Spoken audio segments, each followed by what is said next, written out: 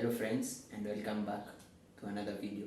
So today we're going to be talking about 5 things to do with money and how to go about managing your finances, and the key things that you should look out for when you get money and when you're trying to manage your finances so that you can grow yourself, to grow rich. So I am not the most qualified person, but this is a journey for me that I am starting. So with this video, this is the start of a journey, and I have made some key changes in my life that are towards that goal of being financially stable and being able to manage my finances efficiently. So if you decide that you're going to walk with this journey with me, subscribe to the channel, leave a comment about your finances and what you've been doing. Also feel free to leave a like, press that bell icon to get more notifications and to move along with me as we see if this experiment is going to work. So basically this is an experiment, and I have made steps and procedures and processes that will help me to achieve that end result. So if you want to walk this journey with me, follow me on my social medias, follow me everywhere, and I will be updating on the key things and key factors, that the problems that I have encountered, and everything that is going to be able to propel me to that goal. So basically I'm starting from scratch, and if you are to, let's see how we go about it. I'm taking it that you also are at the same level. If you have a job, if you have a source of finances, you are better off than I am, but also this can also apply to you. And if you find it useful, also don't forget to share to someone else. So these are the things that I have found, and I hope that they will work for you, and also in my experiment I hope that they are going to work for me. So let's get into it. So the first thing you want to do is to get a budget. I know many people are always against the idea of getting a budget, because getting a budget seems like a way of restricting oneself and being confined to a certain space, and it is your money after all, that's the idea. But the thing that I have come to learn is that if you don't get a budget, you let your money restrict you rather than you restricting what your money can do for you. So if you think about it one way, getting a budget is restricting yourself. But if you really critically think about it, it's you restricting your money. You restrict your money to what you want your money to do for you. You get to avoid things like blowing up your expenses, spending spontaneously, spontaneous shopping. You get to avoid all those things if you come up with a good budget. A good budget basically will enable you to know the things that you need, the things that you don't need, the things that are emergency, the things that are needed now, the things that can wait.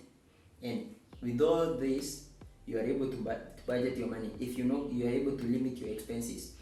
So talking of a budget, I've been able to do one or two things, and I've been able to make a list of all the things that involve my budgetary needs, the shopping that I need, the housing cost, the utility cost, and all those things, to be able to find how much I can spend and how much I need to get by.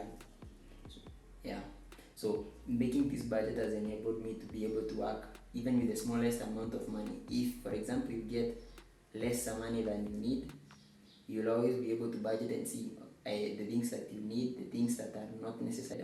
By doing that, you are able to limit the amount of money that you spend from your earnings. So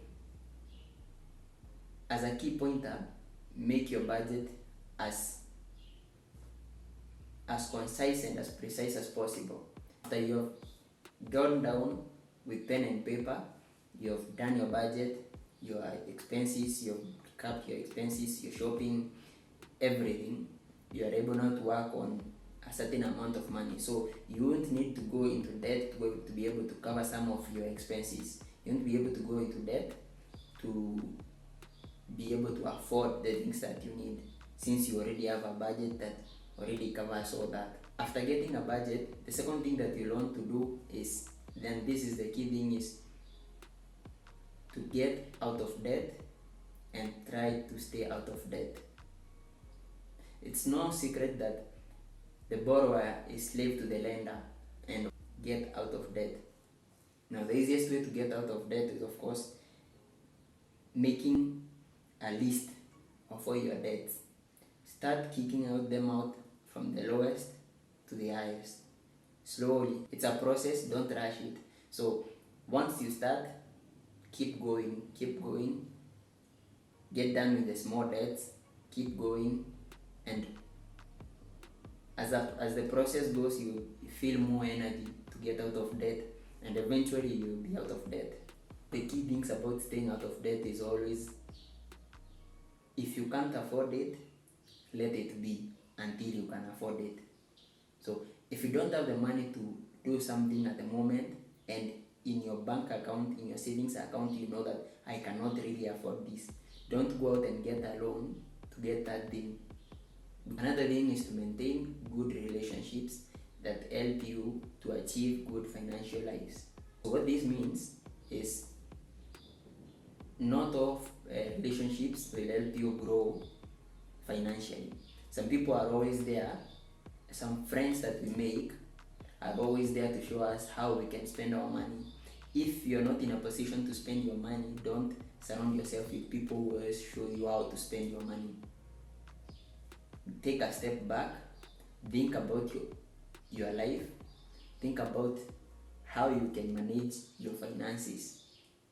Go into relationship with people who can help you manage your finances. Say for example, you have a group of friends who are into saving, people who are starting companies, people who are starting jobs, people who are starting new careers, and you are at that position also.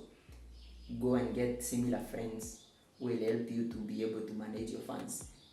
People who are talking to you about things like how to save, how to invest, how to start your own business, how to go about it. Those are the kind of relationships that will help you grow, will propel you financially, and those are the kind of relationships that you should be motivated to keep going. After you have your money, after you've been able to make a good budget, after you've been able to make good financial decisions, and you have been able now to, after some time, you find that your bank account is now richer. You always have something extra left. Now, here is where now the next step always comes, and this is, wise people always save money. You never know what happens tomorrow. You never know what goes on. You never know, like, say, talk of the corona pandemic, and people lost their jobs, people lost almost everything, and say now you had a bit of money saved away, shaved from your finances, shaved from your budget, and you had some money stopped somewhere. This is the money now that would have helped you. So wise people always save. So once you are done with the debts, you have cleared your debts slowly, or your debt margin is becoming smaller, and your budget is now stabilizing, and everything in your life now is lining up, start saving slowly. Start saving and investing.